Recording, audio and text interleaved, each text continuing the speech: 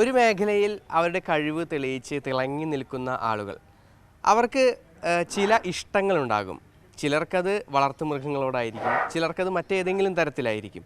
അത്തരത്തിലുള്ള ഒരു ഇഷ്ടത്തിൻ്റെ കഥയാണ് ഗോപു നന്ദിലത്തിൻ്റെ ആനക്കമ്പത്തിൻ്റെ കഥയാണ് ഇന്ന്.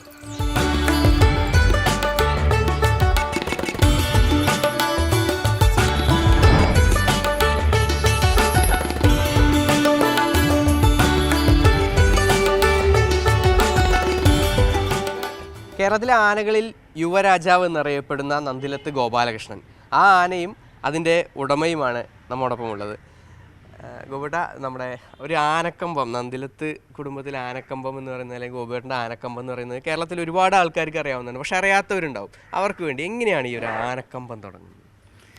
തീർച്ചയായും ഞാനൊരു 30-31 വർഷം മുമ്പാണ് ആദ്യമായിട്ടൊരു ആന വാങ്ങിക്കുന്നത്. അത് എൻ്റെ മകൻ്റെ താല്പര്യപ്രകാരം. അവൻ വളരെ കൊച്ചുകുട്ടിയായിരുന്നു, 6 മാസം 7 മാസം ഉള്ള കൊച്ചുകുട്ടിയാണ്.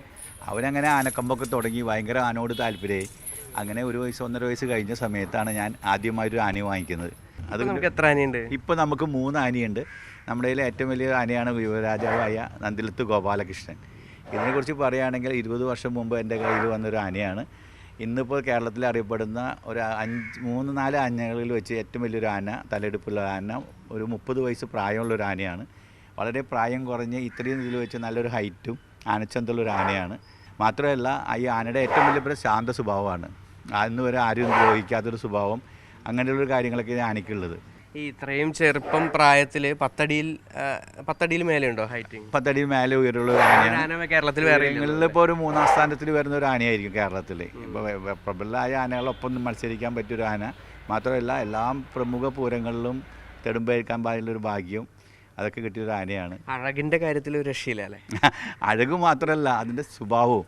അഴകെന്ന് പറഞ്ഞാൽ എടുത്ത കൊമ്പ്, ഒരു ആനയ്ക്ക് ആവശ്യമുള്ള എടുത്ത കൊമ്പ്, നീളമുള്ള തുമ്പി, നല്ല വാൽച്ചെവി, അത് ഉയർന്ന മസ്തകം, എല്ലാം കൊണ്ടും തികഞ്ഞൊരു ആന എന്ന് പറയും. ഇത് ബീഹാറി ആണെങ്കിലും ഒരു നാടൻ ആനയുടെ എല്ലാ ലുക്കും കാര്യങ്ങളും പ്രൗഢിയോട് കൂടിയുള്ളൊരു ആനയാണ്.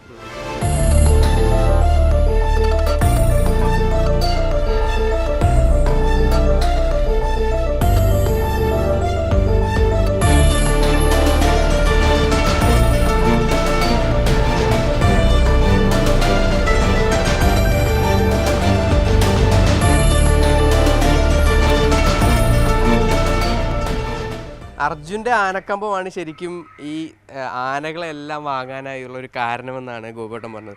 അപ്പോൾ അർജുൻ അത്രയ്ക്ക് ഇഷ്ടമായിരുന്നു ചെറുപ്പത്തിൽ? നമുക്ക് എല്ലാവർക്കും ഇഷ്ടമാണ്. ആ ഒരു ഇഷ്ടം പിന്നെ അങ്ങ് മാറ്റാനായിട്ട് താല്പര്യം? അതായത് എൻ്റെ 6 മാസം പ്രായമുള്ളപ്പോഴാണ് ഫസ്റ്റ് അർജുൻ എന്ന ആന വന്നത് നമ്മുടെ വീട്ടിൽ. അത് നമ്മൾ 1 വർഷം 1.5 വർഷത്തോളം നമ്മുടെ കൂടെ ഉണ്ടായിരുന്നു. പിന്നെ നന്ദിലത്ത് ഗോപാലകൃഷ്ണൻ വന്നു. ഇതിപ്പോൾ നമ്മുടെ കൂടെ 20 വർഷത്തോളം നമ്മുടെ കൂടെ ഉണ്ട്. ഈ ആനയായിട്ടുള്ളൊരു കമ്മ്യൂണിക്കേഷനൊക്കെ, നിങ്ങൾ തമ്മിലുള്ളൊരു കമ്മ്യൂണിക്കേഷനൊക്കെ കണ്ടു. അത് വളരെ ഒരു 2 സഹോദരങ്ങളെ പോലെയൊക്കെ തോന്നി. ഈവൻ നമ്മൾ ചെറിയ പ്രായത്തിൽ വന്നുകൊണ്ട്, അന്ന് ഞാനും ചെറുതാണ്, ഏകദേശം എൻ്റെ പ്രായം തന്നെ ഉണ്ട്. എനിക്ക് 31 വയസ്സാണ്, എനിക്ക് 30 വയസ്സാണ്. അപ്പോൾ ഒരു കളിക്കൂട്ടുകാരൻ പോലെയാണ് എനിക്ക് ആന. പിന്നെ ഏത് മതപ്പാട് സമയത്തായാലും എനിക്ക് തറി കയറി ആനയുടെ അടുത്ത് ചെല്ലാം. ആന എൻ്റെ എന്തെങ്കിലും മരുന്ന് എന്തെങ്കിലും കൊടുക്കണമെങ്കിൽ ഒക്കെ എൻ്റെ ഇത് വാങ്ങിച്ച് കഴിക്കും.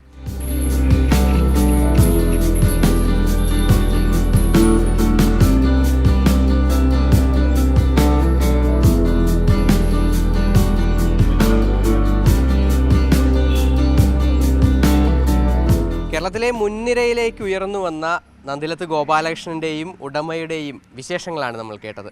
സുജി പട്ടാമ്പിക്കൊപ്പം MS ലിഷോയ്, മാതൃഭൂമി ന്യൂസ്, തൃശ്ശൂർ.